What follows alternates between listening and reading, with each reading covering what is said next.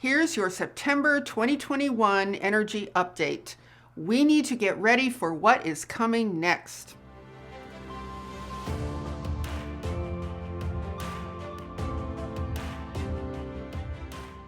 Hi, I'm Saratoga Ocean, and I work together with an interdimensional, interuniversal, and extraterrestrial force known as Telstar, along with Archangel Michael. Now, there are two ways to look at our upcoming future on this planet. One is to try and interpret what will happen based on what has happened so far. And the other way, which is my preferred way, is to look at trajectories. Now, when you throw a ball, you can assess where that ball is going to land by looking at its trajectory while it is airborne and in motion. When you do that, you are tuning into the now moment of that ball's moving position in space. You have to be very present with that ball in the now. And we can do the same thing with the collective energies, circumstances, and consciousness on this planet. When you stay in the now with all three of those things, you can follow their trajectories and get a reasonable sense of where things are going, as long as nothing unexpected interrupts their momentum.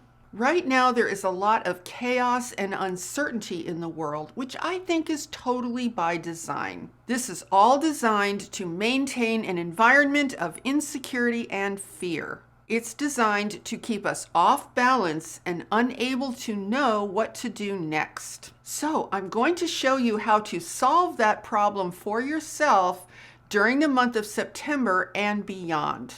Now, I have a sense that September could be the beginning of an even darker period ahead. Therefore, let's get ready now so we are not caught by surprise, so we can come through this in the light. Now, interestingly enough, we have the 20-year anniversary of 9/11 coming up in September. And we have just seen a special kind of hell unleashed in the Middle East. Now, how ironic is that? Or maybe I should ask, how planned is that? 9/11 is a very, very significant anniversary because that marks the date when the controllers started their downhill slide of control that has led us to where we are today. That was actually the point when all of this really started. This was when the world completely changed, literally overnight, and they started the process of clamping down with massive levels of control on all of us. It started with unexpected trauma, terror, and shock for everyone. Does that sound a little familiar? Kind of like the beginning of 2020 in a different form. 9/11 was when they first introduced the idea of a worldwide threat that affects everyone on Earth. And that threat became all about the War on Terror, which is a very strange name, War on Terror, because terror is fear, and that's all they did was unleash massive fear, and they've been doing so ever since. So it's not actually a war on terror, it's actually quite the opposite. So September 11th, 2001 was the date that the controllers literally opened the gates of hell on this planet. And that was when the media went absolutely bonkers with instilling fear in everyone. So the important thing to recognize is that what we're experiencing on this planet now is just a part of a larger continuum that actually started on September 11th in 2001. So 9/11 created an extreme amount of fear, shock, and trauma that was literally designed to get us to accept a much greater degree of overt control. And it worked beautifully. We have actually been conditioned for the past 20 years to develop an acceptance of what they are preparing to do to humanity right now. But I just have to wonder if the controllers have some kind of a ritualistic charge on the 20th anniversary of 9/11. In which case, who knows what that could mean? So you have to remember, where the controllers are concerned, nothing is ever what it appears to be on the surface. Now, I want to share something else with you about trajectories using the ball thrown in the air analogy again. When you see that ball moving through space unimpeded, you can make a pretty good guess about where it's going to land. The only thing that can change that is if something else enters its trajectory, acts upon that ball, and changes its direction. So our human trajectory is very much like that. Right now, it appears that many people on this earth are very much into being controlled. And then there are also many people who are not wanting that at all. We are witnessing a very clear and stark division between those who love life and those who fear life. And this is the true timeline split. This is that timeline split that we keep talking about coming into an absolute clarity of view. The timeline split is between those who love life and those who fear life. So the question is, who has the greater momentum? Right now, it appears that fear has the greatest momentum on this planet. Those who fear life seem to have had the greatest sway so far. See, many of these people are literally working for the controllers unknowingly because they despise anyone who is not as frightened as they are. But this is how fear is. Fear is always about feeling threatened. And wherever you see fear, you are always going to see a corresponding degree of anger. So right now, I think the current trajectory is taking us to a rather dark place. But that doesn't mean that it can't change. See, people can learn to fear life one person at a time, and that's how it happens, one person at a time. And likewise, each person retains their ability to love life as a single, unique individual. So think about the drops of water that make up the ocean. When all of those drops function together in unison, when they become one, you can have a very powerful wave. So if there are more drops of fear, then a wave of fear develops and will have the greatest momentum and impact. And on the other hand, if there are more drops of love, then the power of that wave of love can change that trajectory. Now, this isn't about love just for the sake of love. This is very specifically about a love for life. See, if you no longer love life, then you just don't care if it's all taken from you. You don't care if you lose your sovereignty. Because when you are afraid of living, your sovereignty no longer matters. Sovereignty only matters to creators because more than anything else, they want to fulfill the desire to create. And they know that they need freedom in order to do that.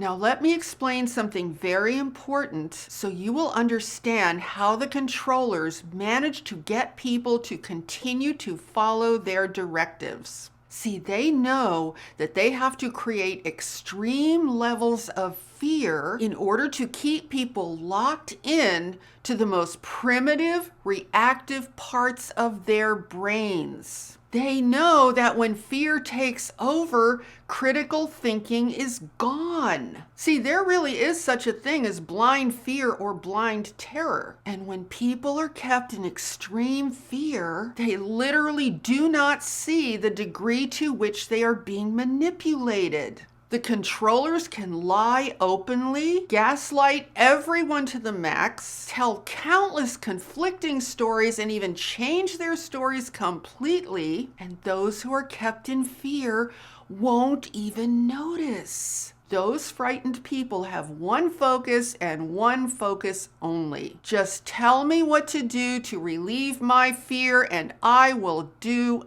anything. Make me feel safe again and I will obey.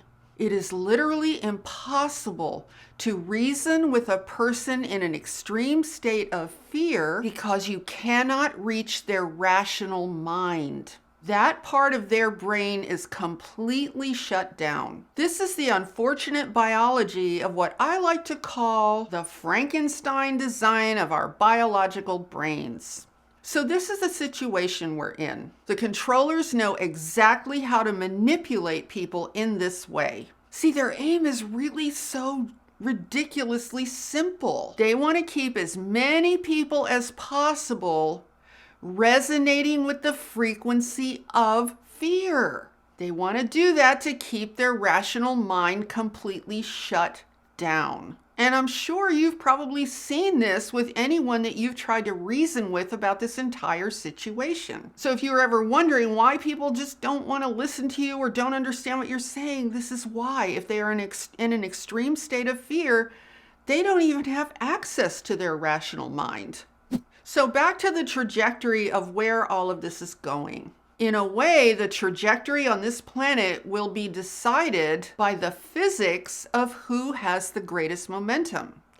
Those who love life or those who fear life. The most important thing for those of us who love life to be mindful of is not to allow ourselves to be derailed by the increasing momentum of fear. We need to remember that this is all a product of deliberate mass manipulation. So if you think of this collective fear as being like a wave, you can use the ocean analogy. See, if you are standing on the shore and you're letting the waves wash over you, you are probably naturally trying to hold your balance and hold your stance so you don't get knocked over by any incoming waves. In order to do this, you have to stay in the now and keep your eye on the trajectory of any incoming waves. We can use this natural analogy in our lives right now. So, how do we maintain our balance and keep our stance strong in the coming days ahead?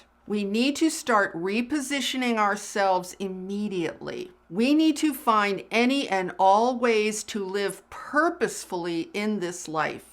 We need to retain our love for living and our love for creating. So here's my suggestion. First, we have to let go of any illusions that this will all be over someday and it's all going to go away. We need to realize that we are living in a very dynamic situation that is largely unpredictable. So here's the most important thing. We need to position ourselves as resourceful creators on a planet that is largely going kind of crazy. See, it's not really enough anymore to just say that we are creators. We now have to recognize ourselves as resourceful, responsive creators, because that is a position that matches our needs in this situation. See, living like a creator is very similar to using a muscle. If you don't use a muscle, it will atrophy and get very weak. And if we don't exercise our ability to create, that natural ability will also atrophy and get very weak. And thus, we're going to lose a lot of confidence in ourselves. So living as a creator and living purposefully are very much the same thing.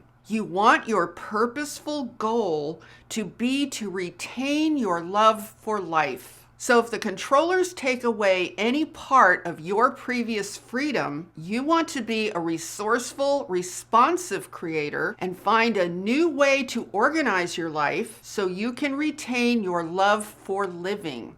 See, the controllers are very bad at quick changes in direction. They usually have to blow something up and create chaos whenever they want to do something new. I mean, that's how lame they are and how incredibly clumsy they really are. They have to create a lot of smoke and mirrors, a lot of distractions, because they literally cannot compete with critically thinking humans. Their tired old tactic is to use fear to keep people in a state that is as primitive and as unevolved as they are. So September 2021 is going to take us into a new season with these creatures. It is paramount that we rise to the occasion by acknowledging our situation and using our natural power to counter it in our individual lives. And we can do this most effectively if we remember that our context is not earth-based. We want to have a much bigger context that is cosmically based. And that's because this planet is completely enveloped in a matrix. And if you want to know what that matrix is, you can check out this video right here. See, if you limit your thinking to an earth-based perspective, it can be very difficult to see your way out of some of these situations. And that's because your perspective will be enclosed inside the matrix instead of being able to expand outside of it.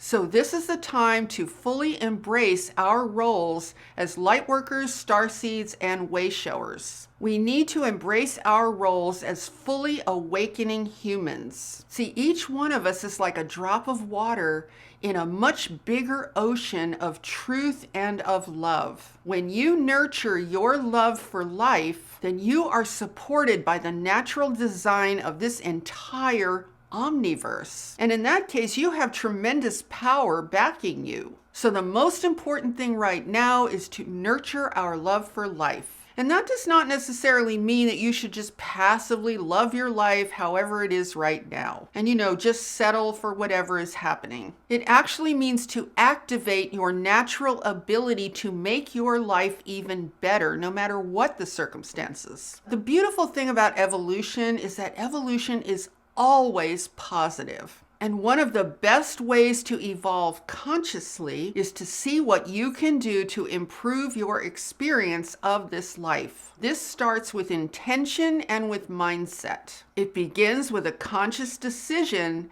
that you will not allow the controllers to shape your experience. So whenever they throw something negative in our way, we need to be resourceful and find a creative way through it. See, this is actually a war, and we need to operate with that recognition. Being passive and waiting around is exactly what they want us to do.